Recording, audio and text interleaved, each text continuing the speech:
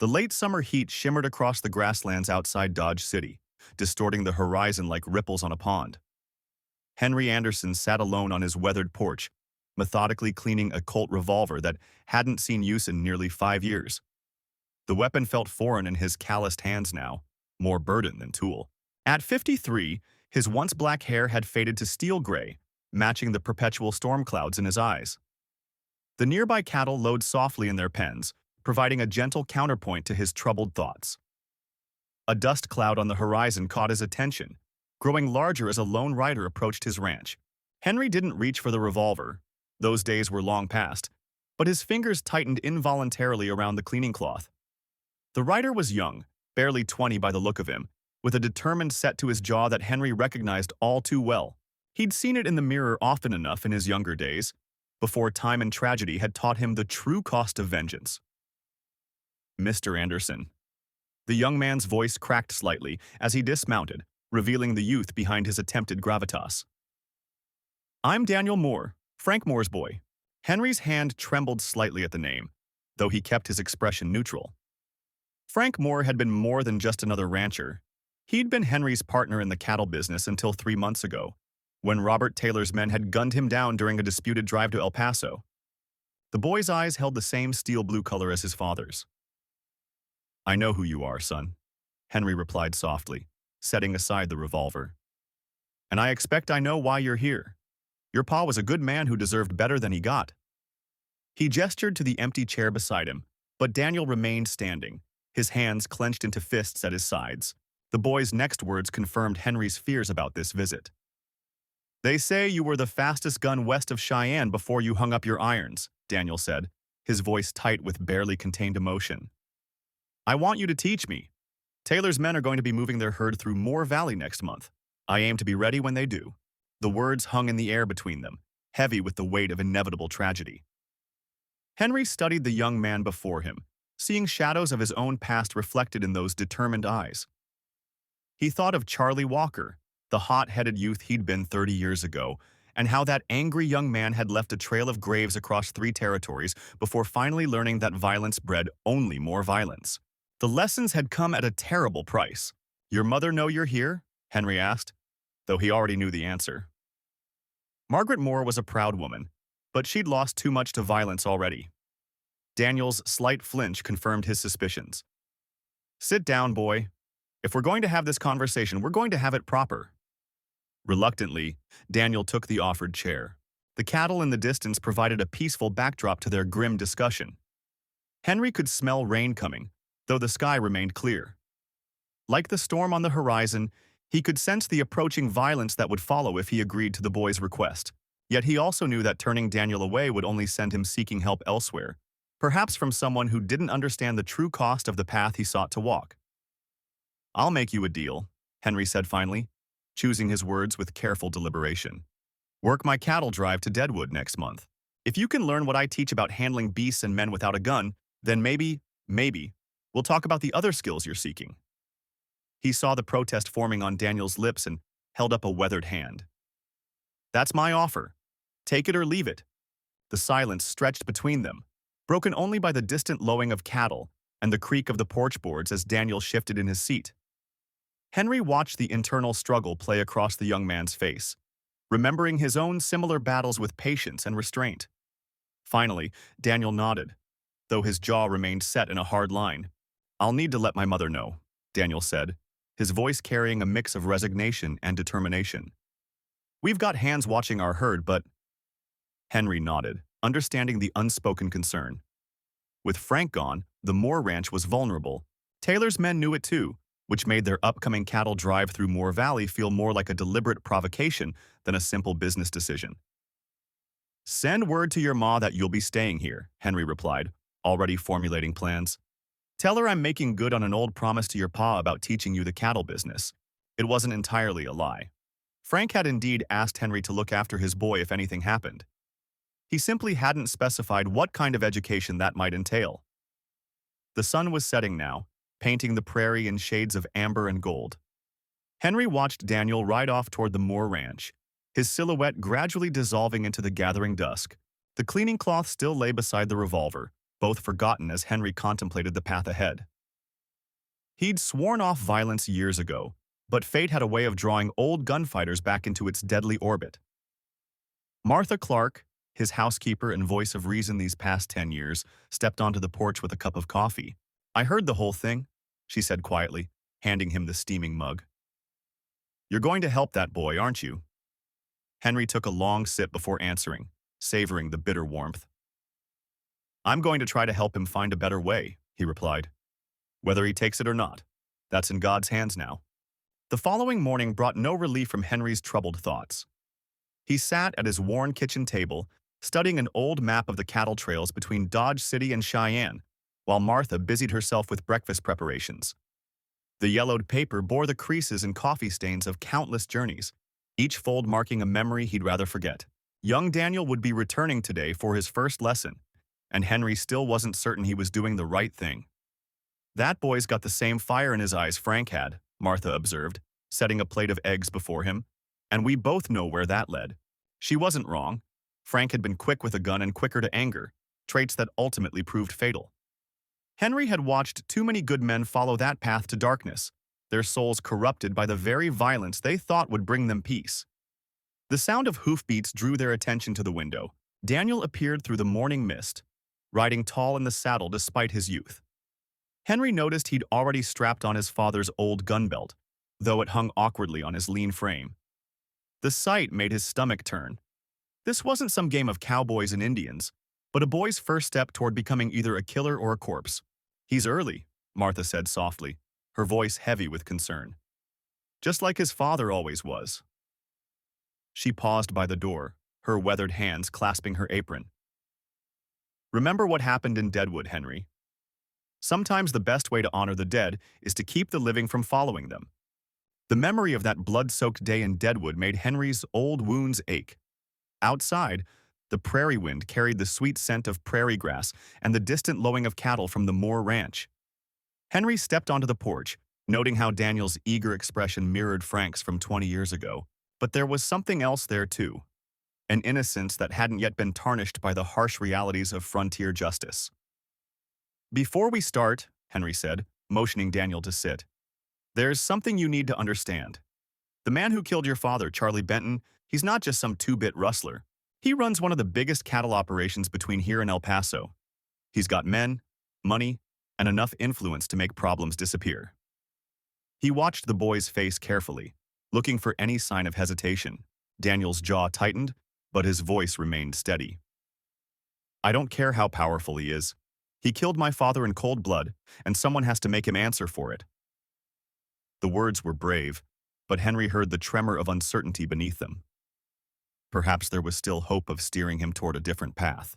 "Your father's death wasn't as simple as you might think," Henry continued, choosing his words carefully. "There's a story there that goes back years, to when the cattle trails first opened up. Back when Charlie and Frank were actually friends." He saw confusion flash across Daniel's face, followed by the first hints of doubt. Martha appeared with coffee and cornbread, her presence a gentle reminder of civilization in this harsh land. She lingered longer than necessary, arranging things on the small table between them, her concern for both mentor and student evident in every movement. Henry knew she'd seen too many young men set out on revenge missions that ended in pine boxes. The morning sun climbed higher, casting long shadows across the porch as Henry began to explain the complex web of loyalty, betrayal, and misunderstanding that had led to Frank's death. It was a story of cattle drives gone wrong, of drought years and desperate decisions, of friendships destroyed by greed and fear. Most importantly, it was a story Daniel needed to hear before he could understand what justice truly meant in this unforgiving land. The late summer sun beat mercilessly upon the dusty plains outside Dodge City as Henry Anderson watched his young apprentice struggle with the rope. Daniel Taylor's hands were raw and bleeding, but the boy refused to quit. Determination etched across his sun-bronzed face. Henry remembered when he'd been that age, before the weight of so many gunfights had bent his shoulders and silvered his temples. Now, at 45, he questioned whether teaching this earnest young man the deadly arts was itself a form of violence. The massive cattle drive stretched across the Kansas grasslands like a living river, nearly 2,000 head moving north under the watchful eyes of Henry's hired hands. He'd agreed to help Daniel master both ranching and gunfighting during the drive to Cheyenne, knowing the boy's ultimate goal was to face Frank Moore, the man who'd murdered his father. But as Henry observed Daniel's inherent gentleness with the cattle, he wondered if revenge would destroy something precious in the youth's soul.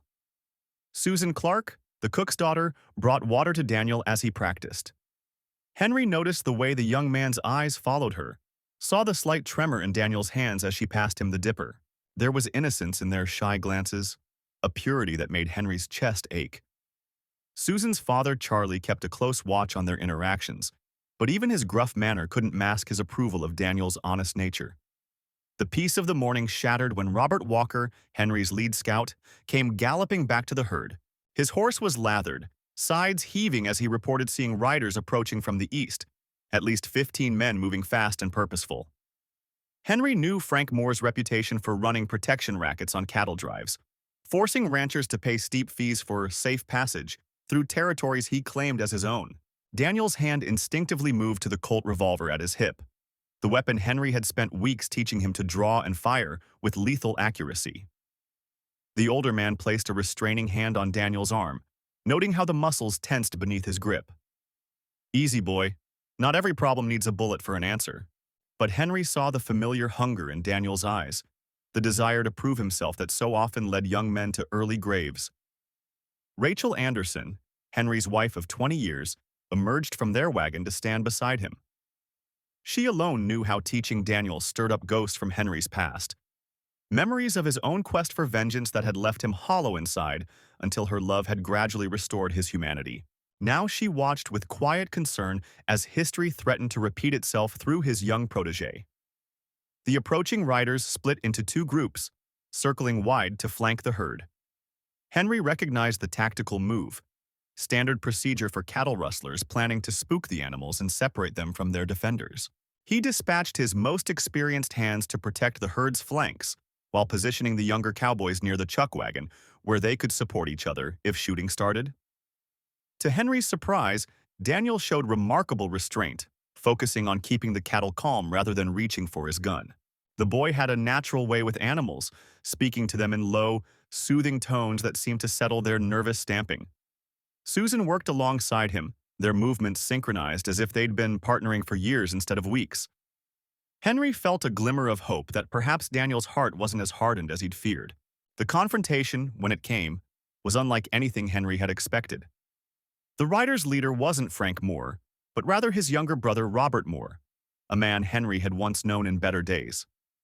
The complexity of their shared history hung in the air between them as Robert approached under a flag of truce, his weather-beaten face showing signs of internal struggle that mirrored Henry's own conflicted emotions. Their conversation, conducted in view of both sides but out of earshot of the others, revealed layers of connection Henry hadn't anticipated. Robert spoke of Frank's descent into ruthlessness, of failed attempts to reason with his brother, of his own guilt in standing aside while Frank destroyed lives. He offered to help Henry and Daniel, not out of friendship, but from a desperate need to stop his brother's reign of terror before it consumed more innocent lives. The proposal Robert laid out was audacious. Use the cattle drive as bait to draw Frank into a confrontation, but with the goal of arrest rather than bloodshed. Henry studied the man's face, searching for deception but finding only exhaustion and regret. The plan would require trust between former enemies, a concept that challenged everything Henry had taught Daniel about survival in the West. As the sun began to set, Henry watched Daniel and Susan walking among the settling cattle, their young bodies silhouetted against the purple horizon.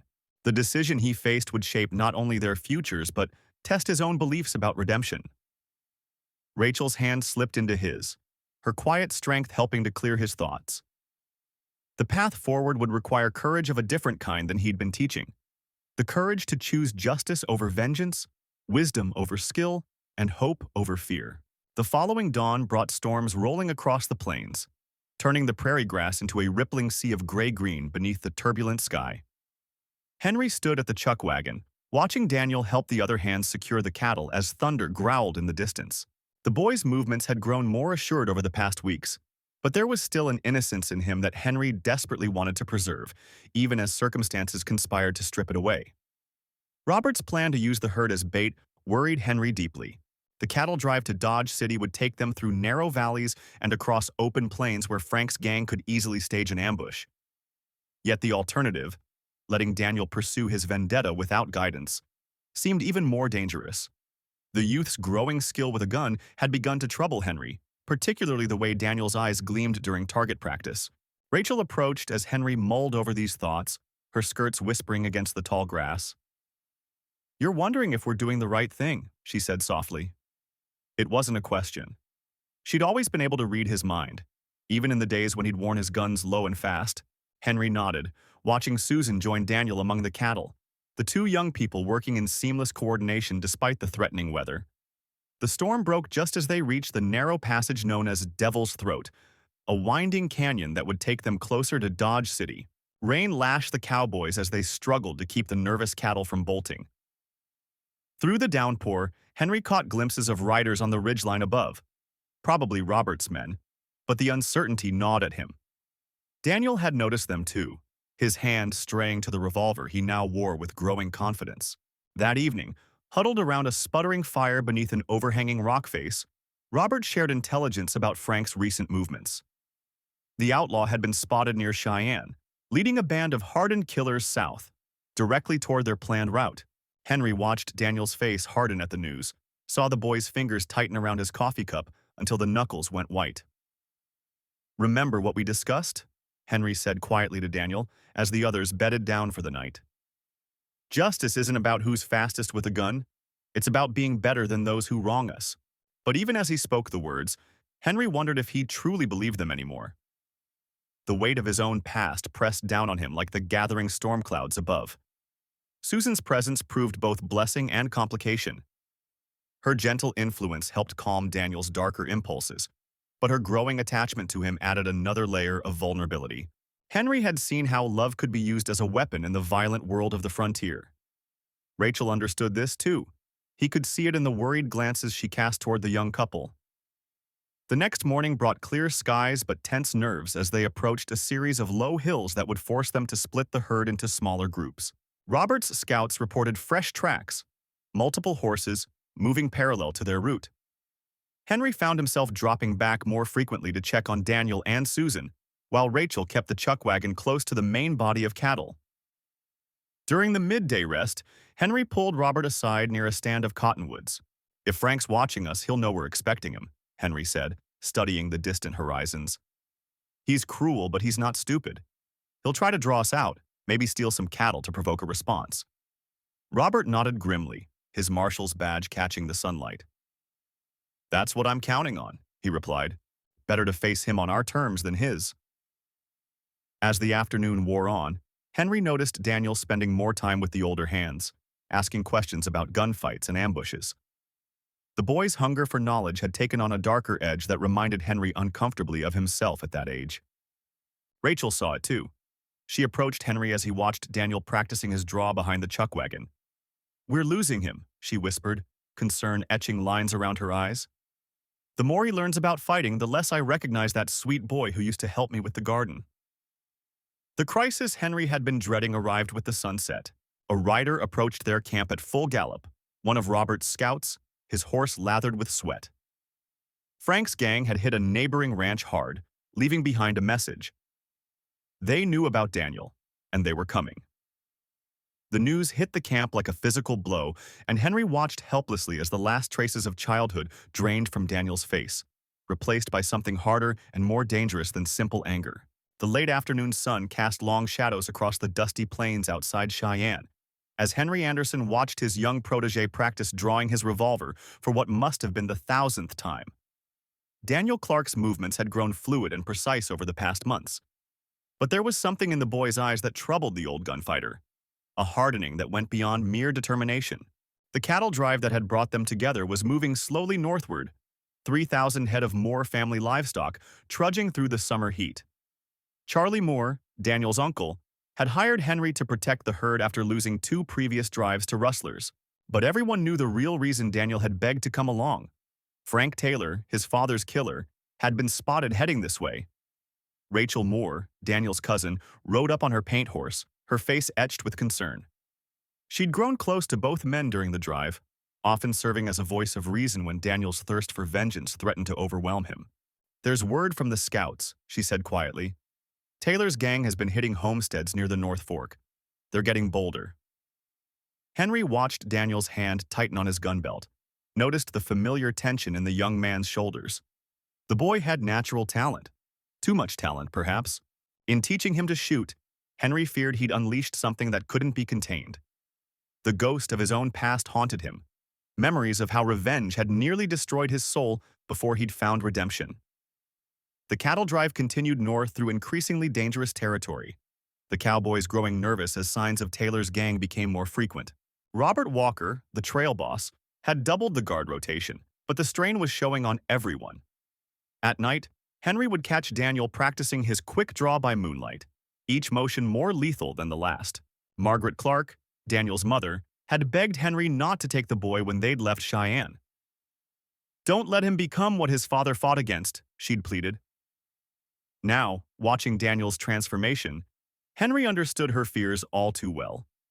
The boy was becoming a weapon, and weapons had only one purpose: to kill.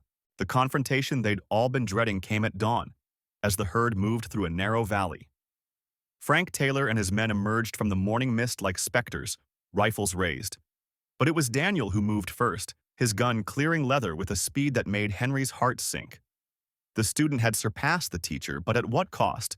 What followed was chaos, gunfire, screaming cattle, the thunder of hooves.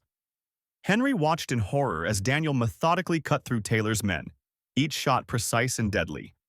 This wasn't self-defense or even justice, it was execution.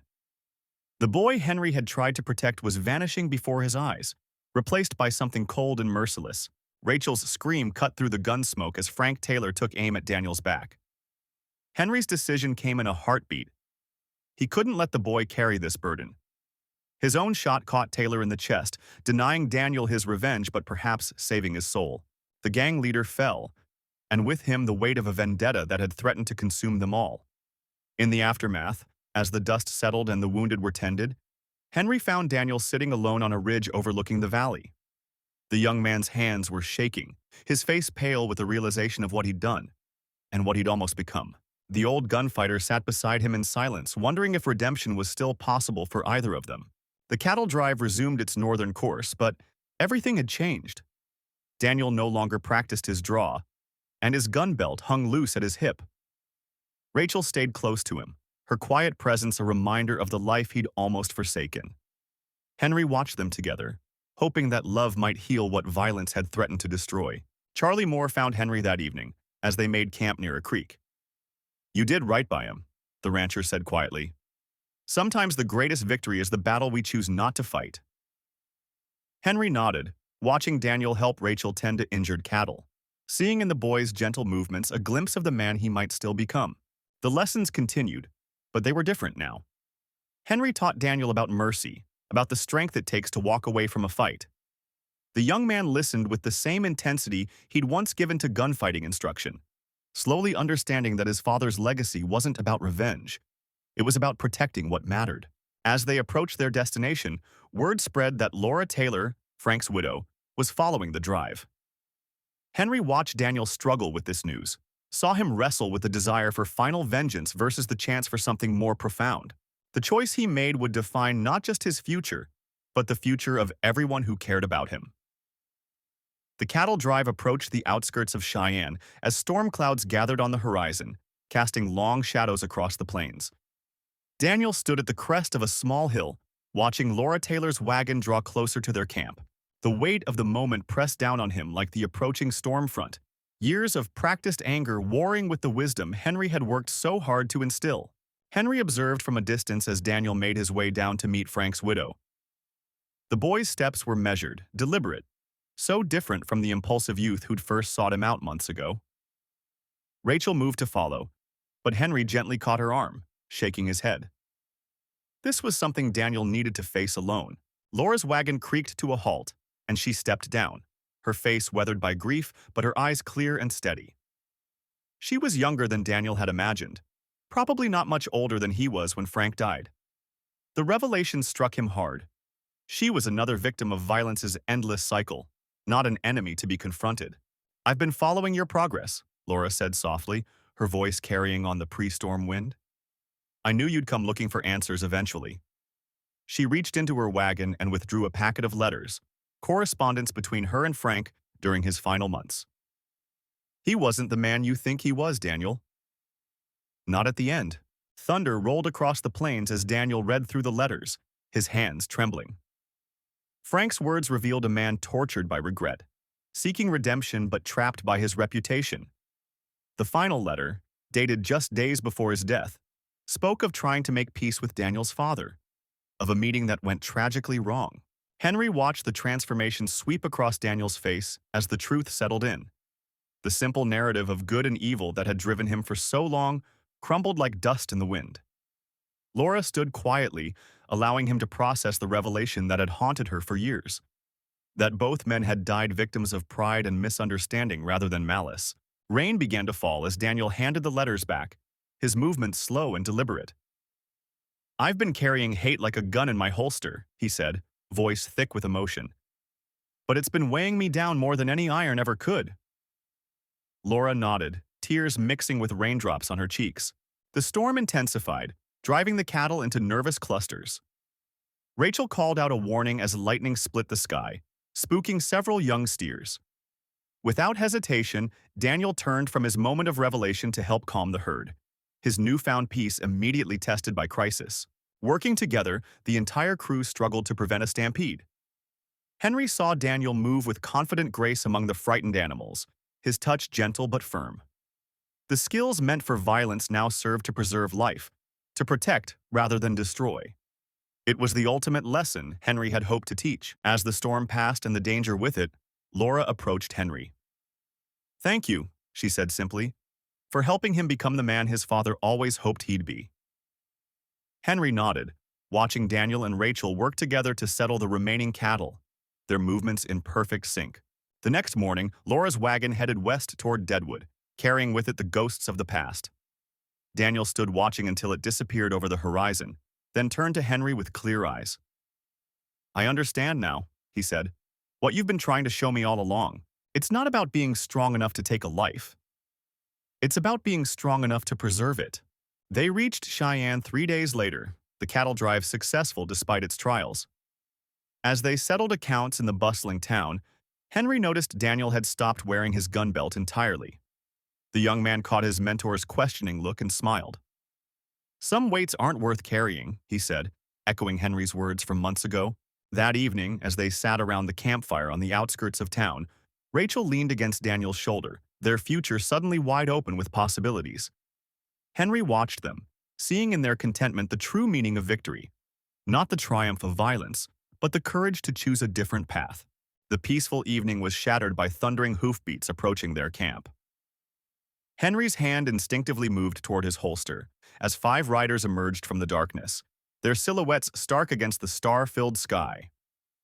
At their lead was Frank Morton, the man who'd killed Daniel's father, his face weathered and cruel in the flickering firelight. He'd tracked them from Deadwood, following the cattle drive's path with cold determination. Rachel gripped Daniel's arm as the young man slowly stood, facing his father's killer without a weapon. Frank's laugh cut through the night air like a knife. Robert's boy, all grown up, heard you've been learning to use a gun. His eyes flicked to Henry, recognition dawning. Should have known you'd find yourself another father figure. Too bad this one taught you to be yellow. Henry watched the scene unfold, seeing the months of growth and understanding in Daniel's steady stance. The boy he'd first met would have reached for a gun, would have tried to match violence with violence. The late autumn wind swept across the open plains outside Cheyenne as Henry Anderson watched his young protege Daniel Moore practice his shooting one final time. 6 months of training had transformed the awkward ranch hand into a formidable marksman, but the weight of what was to come pressed heavily on Henry's conscience. He'd sworn to help Daniel avenge his father's murder at the hands of Frank Taylor, but watching the eager determination in the young man's eyes filled him with a deep sense of unease. Margaret Clark, who ran the general store in town, had warned Henry months ago that teaching Daniel to kill would only lead to more tragedy. Her words echoed in his mind as he observed Daniel's practiced movements, the smooth draw, the deadly accuracy. The boy was becoming too much like Henry had been in his younger days, before the weight of so many lives taken had driven him to hang up his guns and seek peace on the open range. The cattle drive that would take them past Frank Taylor's territory was scheduled to leave at dawn. Henry had arranged it carefully, knowing Taylor's men would try to raid the herd as it passed through the narrow valley between the rust-colored cliffs. It would give Daniel his chance at revenge, but Henry found himself hoping the boy wouldn't take it. The gentle soul he'd first met was hardening into something colder, and Henry feared he was responsible. Rachel Moore, Daniel's younger sister, had begged Henry not to encourage her brother's quest for vengeance. She'd lost their father to violence. She couldn't bear to lose Daniel to it as well. But Henry had seen the rage burning in Daniel's eyes that first day, known that the boy would seek revenge with or without training. At least this way, Henry had told himself, Daniel would have a fighting chance to survive. The massive herd of cattle stretched across the plain, nearly 2,000 head being driven north to the railhead. Charlie Walker, the trail boss, had agreed to let Henry and Daniel join as guards after hearing about the threat from Taylor's gang. But there was worry in Charlie's eyes. He'd known Henry years ago, back when his gun had brought death to so many. He clearly wondered if the reformed gunslinger was falling back into old ways. As they made camp that night, Daniel sat apart from the other hands, methodically cleaning his revolver. Henry watched the firelight reflect off the polished steel and remembered doing the same countless times before. But it had been different then. He'd been a lawman, bringing justice to the frontier. This was about revenge, pure and simple, and Henry knew from bitter experience that revenge rarely brought the peace its seekers hoped to find. The following days brought them steadily closer to Taylor's territory. Henry could see the tension building in Daniel's shoulders, the way his hand stayed close to his gun. The other hands gave him a wide berth, recognizing the look of a man approaching a killing. Only Laura Anderson, the cook's wife who drove the chuck wagon, dared approach him with coffee and quiet words of concern. But Daniel's responses grew shorter, his focus narrowing to the confrontation ahead. When Taylor's men finally struck, it was just before dawn. Shots rang out from the rocks above the valley, sending the cattle into a panic. Henry and Daniel rode hard to head off the stampede while the other hands returned fire. Through the chaos and dust, Henry caught glimpses of Frank Taylor himself, directing his men from horseback. He saw Daniel's eyes lock onto the man who'd murdered his father, saw his young friend's face transform with cold purpose.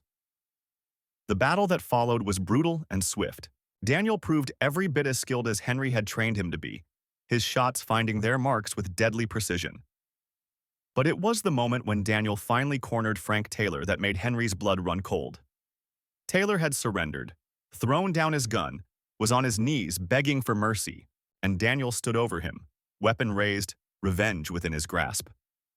"He killed my father," Daniel called out when Henry approached. "He deserves to die." But Henry could hear the uncertainty beneath the harsh words. The boy who'd lost his father was still there, struggling with the killer he'd become. Henry dismounted slowly, keeping his hands clear of his guns. "Maybe he does," Henry replied softly. "But you don't deserve to carry that weight." "I know. I've carried it for 30 years. What followed was the hardest conversation of Henry's life. Standing there in the blood-stained dust, he told Daniel the full truth about his past. Every life he'd taken, every night he'd lain awake haunted by faces, every moment he'd wished he could undo. He spoke of how violence changes a man, corrupts his soul piece by piece until he barely recognizes himself. And he watched understanding slowly dawn in Daniel's eyes. In the end, Daniel lowered his gun. They took Frank Taylor into Cheyenne to face trial for his crimes, letting the law deliver justice instead of vengeance. The cattle drive continued north, but something had shifted. The hard edge that had been growing in Daniel softened, and Henry saw glimpses of the kind-hearted young man he'd first met returning. Rachel wept with joy when she saw her brother's gentle smile again. Years later, Henry would often think back to that moment in the valley. He'd set out to teach a boy how to kill, but had ended up teaching him something far more valuable: how to live with honor, how to choose mercy over vengeance, how to break the cycle of violence that had claimed so many souls on the frontier. The lesson had saved not just Daniel's life, but Henry's own soul as well. The last time Henry saw Daniel Moore was at the young man's wedding to Susan Taylor, Frank's daughter, of all people. The union helped heal the rift between their families, turning old enemies into kin. Henry stood as Daniel's best man, and as he watched the couple exchange vows, he finally felt the weight of his violent past truly lift. Sometimes the best revenge was simply living well and letting go of hatred. Robert Clark, the town's aging preacher, had once told Henry that God's grace could redeem any soul willing to change. Standing there at Daniel's wedding, watching how love had overcome hatred, Henry finally understood what the old man had meant. The frontier was changing, becoming more civilized, and perhaps it was time for the old ways of violence to fade into memory, replaced by something better. Years passed, and Henry found himself spending more time at the Moore Ranch, watching Daniel and Susan's children grow amid the swaying prairie grass. The old gunfighter had traded his Colt for a rocking chair on their wide porch, where he'd tell sanitized versions of cattle drive tales to wide-eyed youngsters who knew him only as Uncle Henry. The violent parts of his past remained unspoken, buried as deep as the men he'd once put in the ground. One crisp autumn morning, as Henry helped Daniel mend fences along their northern pasture, word came that Charlie Bennett had died in a Dodge City boarding house. Not by the gun as many had expected, but peacefully in his sleep after a long illness. Daniel stood silent for a long moment, driving fence posts into the earth with methodical force, before speaking. "Reckon that's the end of it, then," he said quietly, and Henry knew the last embers of the young man's old hatred had finally cooled. That evening, they gathered for supper at Frank Taylor's sprawling ranch house, where the smell of Margaret's fresh-baked bread filled the air. 3 generations now shared the long oak table: Frank and Margaret, Daniel and Susan with their children, and Henry himself, no longer an outsider but family in all but blood.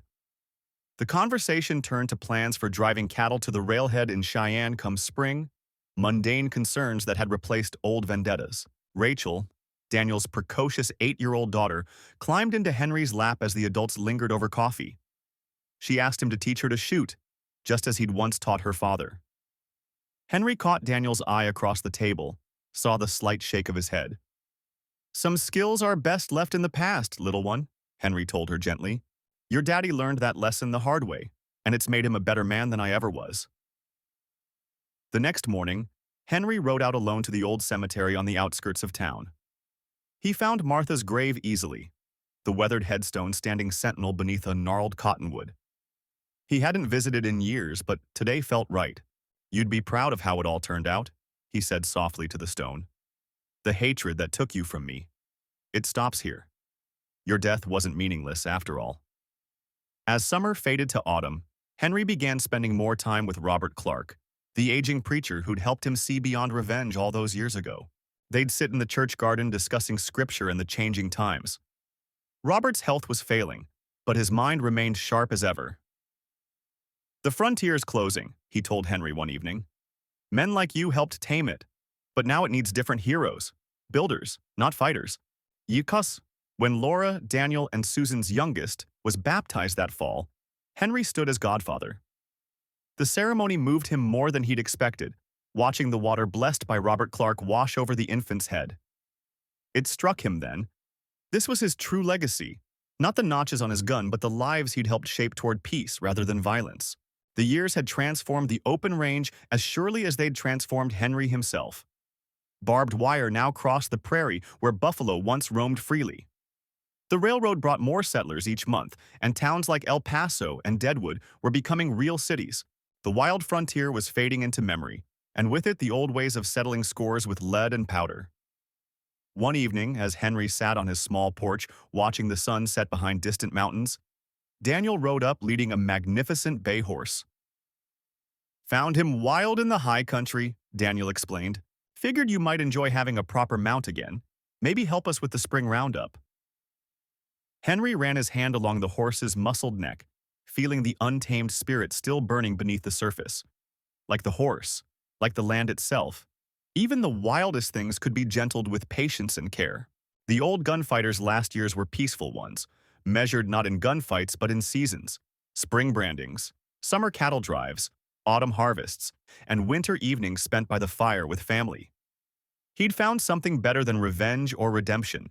He'd found belonging, and in teaching a young man to choose peace over violence, he'd finally become the hero Martha would have wanted him to be.